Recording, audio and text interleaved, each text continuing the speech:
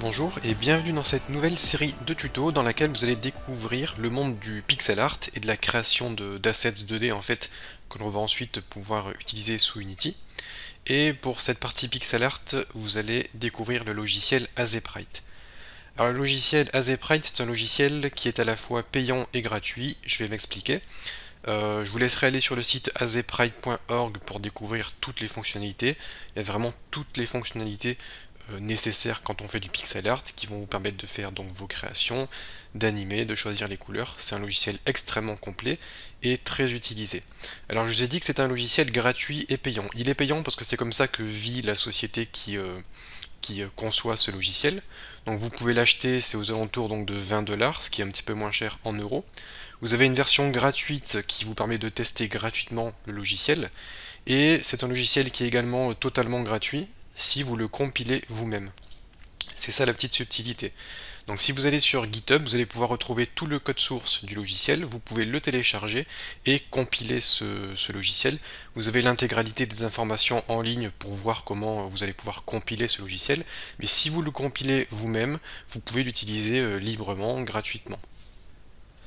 Donc voilà pour cette petite différence. Le studio vit des ventes du logiciel et pour ceux qui peuvent le compiler, comme historiquement Azeprite c'est un logiciel dont les sources étaient disponibles, et bien ils ont continué cela, ils ont laissé les sources en libre accès et vous pouvez le compiler. Donc cette partie pixel art vous sera présentée par Johan qui a une chaîne YouTube qui s'appelle Unity Pixel Art et c'est lui qui va vous présenter donc cette série de vidéos sur le logiciel Azeprite.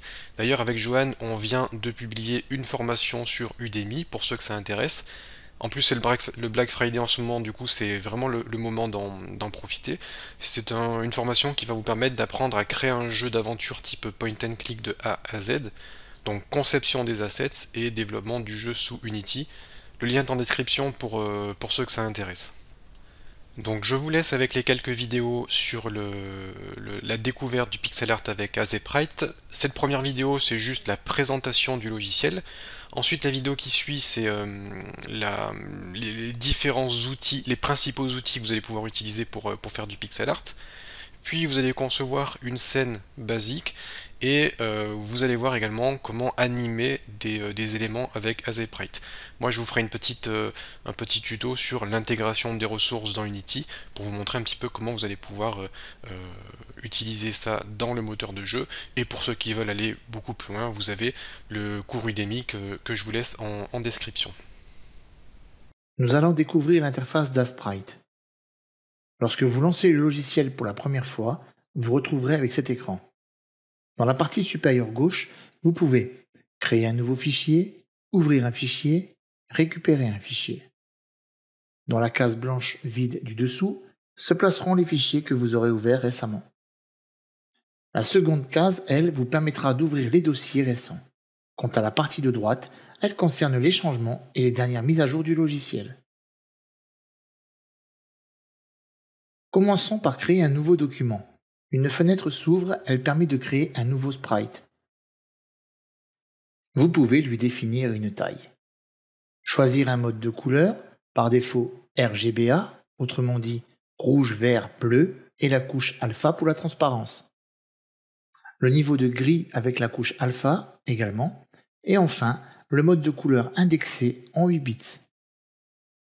Vous pouvez aussi choisir un fond pour vos projets, qu'il soit transparent ou blanc, voire noir, cela dépendra de vos besoins. Concernant les options avancées, il s'agit simplement du pixel ratio. Le choix se pose de prendre du 1 par 1, autrement dit pixel carré. Le second, quant à lui, a une double largeur, soit 2 pour 1. Et le dernier, à l'inverse, propose d'avoir 1 pour 2, soit 1 pixel de large pour 2 pixels de haut. Dans la majorité des cas, vous utiliserez le ratio 1 pour 1. Lorsque vous validez la création du nouveau sprite, la fenêtre de travail s'ouvre, vous laissant découvrir l'interface d'Azeprite.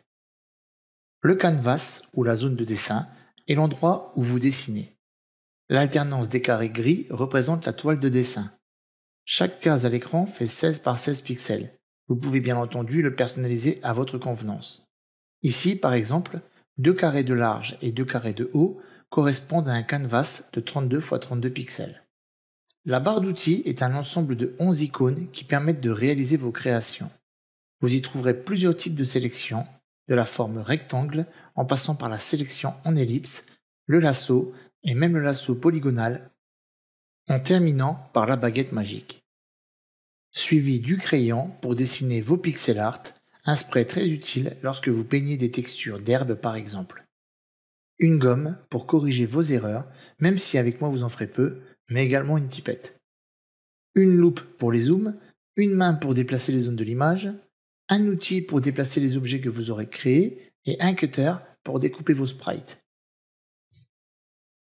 Le seau pour remplir de grands aplats en couleurs unies, un dégradé pour faire comme son nom l'indique de superbes dégradés avec des effets de dithering idéal pour les arrière-plans par exemple. On continue avec un outil trait pour tracer des formes, mais aussi un outil courbe permettant de réaliser des objets au contour plus doux. Un outil rectangle pour tracer le contour d'un rectangle existe en version ellipse et en version pleine pour ces derniers également. Alors je ne sais pas si c'est très clair en fait, mais grosso modo vous avez les contours du rectangle, les contours de l'ellipse, et vous avez les mêmes versions mais qui sont automatiquement remplies dès que vous les créez. Un outil contour qui permet de faire une forme à main levée et la remplir automatiquement, suivi d'un outil polygone qui fait comme pour l'outil contour mais en version polygone. Nous terminerons aussi par l'outil flou qui permet de flouter certaines zones de vos dessins et l'outil, j'ai nommé dispersion, qui lui permet de disperser les pixels, encore une fois très utile lorsqu'on élabore des textures selon moi. La palette de couleurs. Par défaut, vous aurez cette palette.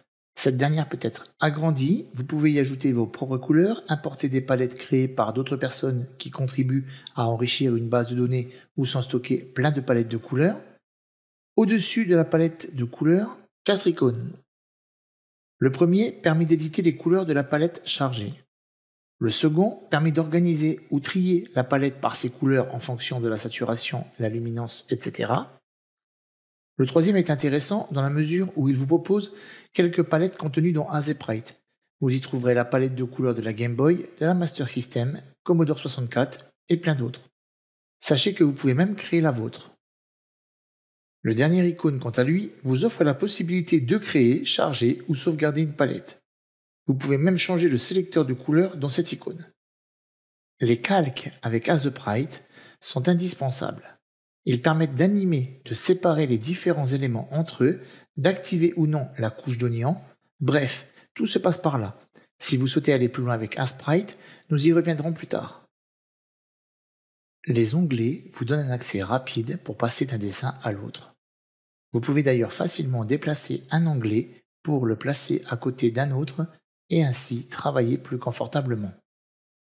Enfin, les menus, je ne m'attarderai pas dessus car il faudrait une formation complète pour AZSprite, afin de passer en revue toutes les possibilités du logiciel.